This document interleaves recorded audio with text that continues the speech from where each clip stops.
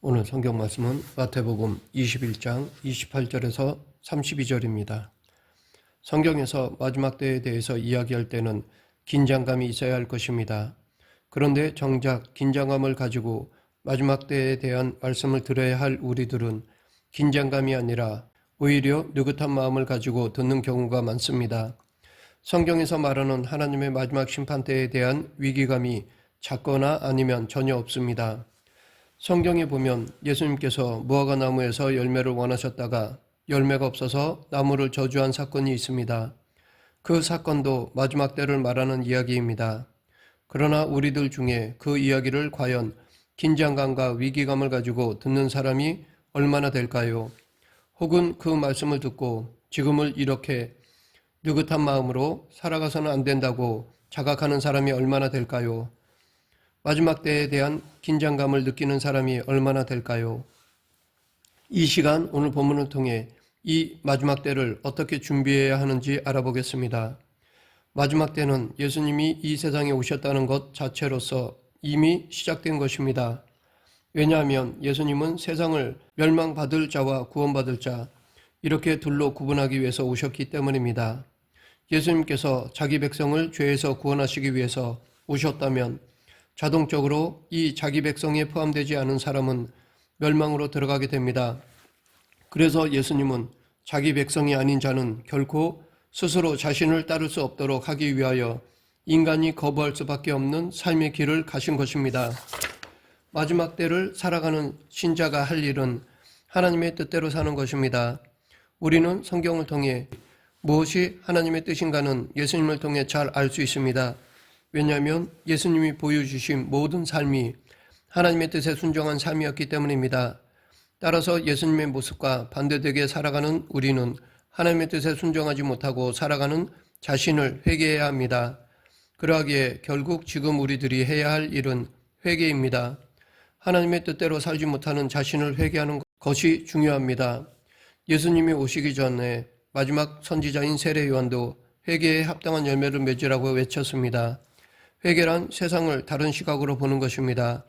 세례 요한은 세상을 도끼가 나무 뿌리에 놓여 있는 상태로 보았습니다. 즉 언제 잘릴지 모르는 상태로 본 것입니다. 그렇기 때문에 요한이 할 수 있는 말은 회개하라 라는 것이었습니다. 지금도 세상은 도끼가 나무 뿌리에 놓여 있는 상태입니다. 그러하기에 세례 요한의 회개에 합당한 열매를 맺으라는 말은 지금 우리들을 향한 말입니다. 결국 회개에 합당한 열매는 세례 요한의 입장에서 세상을 보는 자들에게 보여지는 자연적인 모습이라 말할 수 있습니다. 세례 요한이 세상을 보는 시각은 구약에서 사역하던 선지자들의 시각과 동일합니다. 즉 선지자들도 세상을 심판받을 대상으로 보았던 것입니다. 그래서 그들은 심판대를 외쳤고 이스라엘 백성들에게 회개할 것을 외쳤던 것입니다. 그러나 세례 요한의 시대나 선지자들의 시대나 동일한 것은 그들의 외침을 사람들은 허황된 소리로만 들었다는 것입니다. 사람들이 원했던 것은 세상에서 잘 사는 복인데 정작 하나님으로부터 보냄을 받은 자들은 세상에서 떠나라는 것이 복이라고 말했기 때문에 그들의 말을 이해하지도 못했을 뿐더러 허황된 말로 압축해 버렸던 것입니다. 이것은 오늘 이 시대에도 마찬가지입니다. 예수님을 성경 그대로 소개하고 예수님이 가신 길에 함께 동참하고자 외칠 때 불신자들은 물론 예수님을 믿는다고 하는 신자들 중에서도 그 소리를 한낱 허황된 말로 여기는 경우가 있습니다. 오늘 우리는 세례 요한처럼 선지자의 시각으로 세상을 볼 수 있어야 합니다. 예수님이 세상을 보신 그대로 볼 수 있어야 합니다. 그럴 때 내가 회개할 것이 무엇인가를 분명히 알게 되는 것입니다. 예수님이 세상에 오셔서 십자가에서 죽으신 것은 우리를 세상에서 떠난 자가 되도록 하기 위해서입니다. 왜냐하면 세상은 심판받을 수밖에 없고 구원은 그 심판받아야 할 곳에서 떠난 자에게만 주어지기 때문입니다.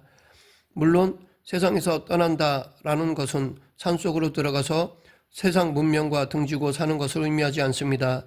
단지 세상 사람들과 똑같은 시각으로 이 세상을 보는 것이 아니라 성경적 세계관으로 바라보는 것을 의미합니다. 세상 사람과 똑같은 시각으로 세상을 보게 되면 관심은 주님의 십자가가 아니라 세상에서 살아가는 자기 육신에 집중하게 됩니다. 하나님의 뜻에는 관심이 없고 자기의 삶에만 관심을 두게 됩니다. 즉 하나님 중심이 아니라 자기 중심으로 살아가게 됩니다. 세상에서 사는 사람치고 자신보다 더 귀하게 여기고 자신보다 더 관심을 두며 사는 것은 없습니다. 모두 자기 중심으로 살아갑니다.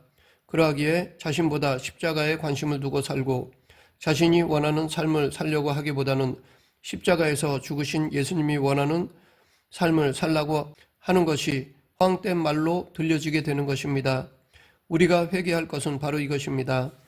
하나님의 뜻에도 주님의 십자가에도 나를 대속하기 위해서 흘리신 그 귀하신 보혈에도 관심을 두지 않고 오로지 세상에서 살아가는 자기 육신에 모든 관심을 두고 살아가는 것을 회개해야 합니다. 신자들 중에 하나님을 믿는다라는 말은 쉽게 하면서도 하나님의 뜻에 순종하고자 하는 마음은 전혀 가지고 있지 않는 사람들이 있습니다. 혹은 설령 하나님의 뜻에 순종한다고 하더라도 모두 말씀을 통해서 나타나고 주님을 통해서 보여주신 하나님의 뜻이 아니라 인간이 왜곡하고 변질시킨 잘못된 하나님의 뜻을 내세우는 경우가 대부분입니다. 그 이유는 하나님의 뜻에 순종하겠다는 것이 진정 주님의 십자가에 관심이 있어서가 아니라 세상적인 복을 얻고자 하기 때문입니다. 이런 자들이 내세운 하나님의 뜻은 모두가 11조하고 목사 섬기고 봉사하는 것입니다. 그리고 그런 것들에 순종해야 복이 주어진다고 합니다. 결국 하나님께 관심을 두고 하나님의 뜻을 말하는 것이 아닙니다. 오늘 본문을 봐도 그렇습니다. 예수님은 누가 과연 하나님의 뜻대로 사는 자인가를 가르치시기 위해 이 말씀을 하셨습니다. 본문 이야기는 두 아들이 있는데 아버지가 큰아들에게 오늘 포도원에 가서 일하라 라고 했을 때 큰아들은 예 가겠습니다 라고 대답은 하였는데 끝내 가지 아니하였다고 합니다. 반면에 둘째 아들은 아버지의 말에 거부하였는데 나중에 자신의 잘못을 뉘우치고 포도원에 일하러 갔다는 것입니다. 그럴 때 누가 아버지의 뜻대로 하였느냐라는 것이 예수님의 물음입니다.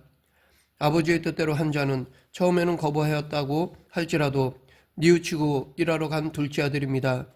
오늘 본문이 말씀하고 있는 것은 하나님은 무엇을 보시느냐입니다.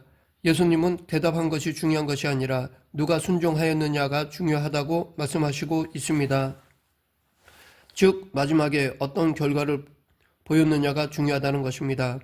아버지가 원하는 것은 포도원에 일하러 가는 것입니다. 처음에는 아버지의 명령에 순종하겠다고 한 큰아들이 명령을 거부한 둘째 아들보다 더 낫다고 할 수 있습니다. 그러나 아버지가 원하는 것은 대답만이 아니라 일하는 것, 즉 순종입니다. 마지막 결과가 어떤가를 보시는 것입니다. 마지막에 열매가 있느냐라는 것입니다. 이런 이야기를 하시면서 예수님은 바리새인들에게 세리와 창기들이 너희보다 먼저 하나님 나라에 들어가리라는 말씀을 하셨습니다. 이것은 세리나 창기는 무조건 하나님 나라에 들어간다는 뜻으로 하신 말씀이 아닙니다. 세리와 창기를 처음에는 아버지의 뜻을 거부한 둘째 아들을 의미하는 것으로 말씀하신 것입니다. 그러나 나중에 자기의 잘못을 깨닫고 순종했던 둘째 아들처럼 이들은 자기의 잘못을 깨닫고 회개하였습니다. 그리고 예수님을 그리스도로 영접하는 믿음의 열매를 맺었습니다. 중요한 것은 한번 회개했다가 아닙니다. 회개했다면 계속해서 마지막 때까지 회개에 합당한 삶을 유지하는 것입니다. 다시 말해서 하나님 말씀대로 살겠습니다로 끝나는 것이 아니라 마지막 때까지 날마다 주님의 십자가의 정신으로 세상을 살아가는 것이 중요한 것입니다. 십자가의 정신으로 세상을 사는 것은 주님이 세상을 보신 그 시각으로 세례 요한이나 선지자들이 세상을 바라본 그 마음으로 이 땅을 살아가는 것입니다. 그것이 회개에 합당한 열매이고 마지막 때까지 우리에게서 보여져야 할 의의 열매이며 이것이 아버지의 뜻입니다. 우리가 신자로서 진심으로 하나님의 뜻대로 세상을 살고자 한다면 먼저 하나님의 뜻이 무엇인가를 알아야 합니다.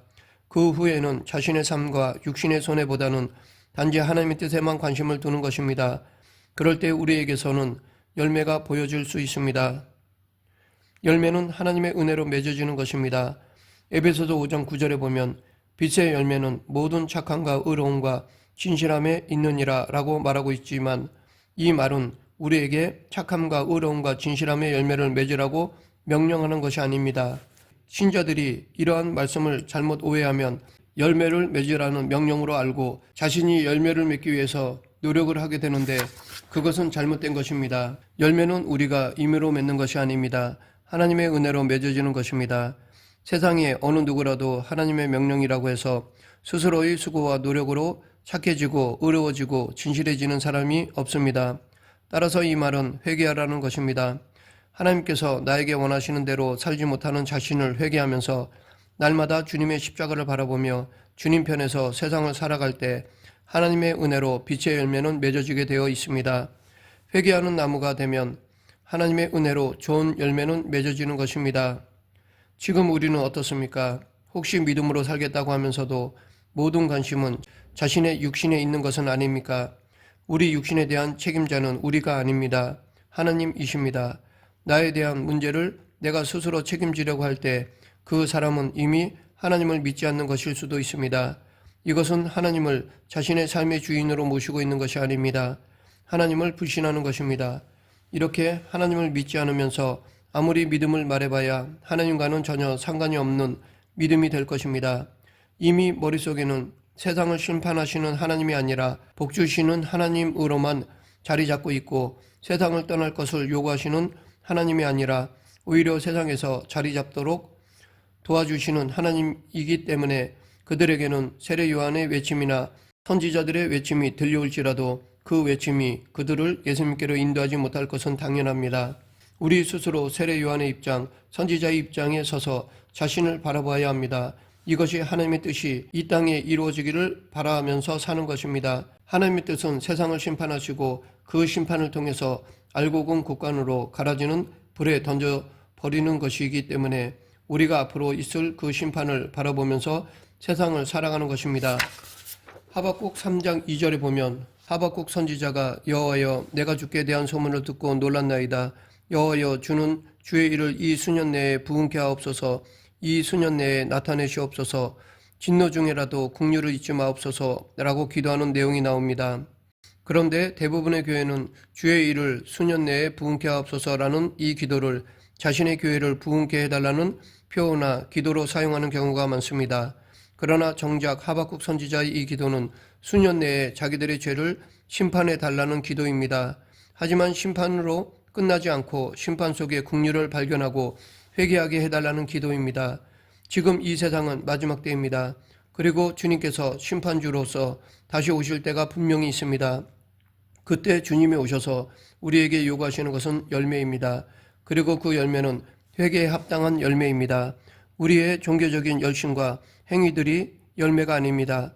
주님의 십자가를 바라보고 나 자신이 하나님의 뜻대로 살지 못한 것이 무엇인가를 깨닫고 예수님의 시각으로 세상을 보고 주님 편에서 살아갈 때 맺어지는 열매입니다. 이것이 참된 회개의 열매입니다. 말씀을 맺겠습니다. 신자가 교회로 모이는 것은 세상과의 단절을 의미합니다. 세상보다는 예수님의 십자가를 더 사모하고 관심을 두기 때문에 모이는 것이 교회입니다. 그렇기 때문에 주님의 십자가보다 나 자신의 육신에 더 관심이 있는 사람은 절대로 예수님의 몸된 교회가 아닙니다. 우리는 하나님의 뜻대로 살지 못하는 자신을 회개해야 합니다. 그리고 마지막까지 하나님의 뜻에 순종하고자 수고하고 노력해야 합니다. 이 세상을 떠나는 그 순간까지 회개에 합당한 열매를 맺는 저와 여러분이 되길 간절히 축원합니다. 기도하겠습니다. 생사와 화복을 주관하신 하나님 아버지, 구원은 우리의 의가 아니라 전적인 하나님의 은혜임을 잊지 않고 하나님의 뜻에 합당하지 않은 죄와 허물을 회개하는 삶을 살아가게 하여 주시옵소서. 예수님 이름으로 기도드립니다. 아멘.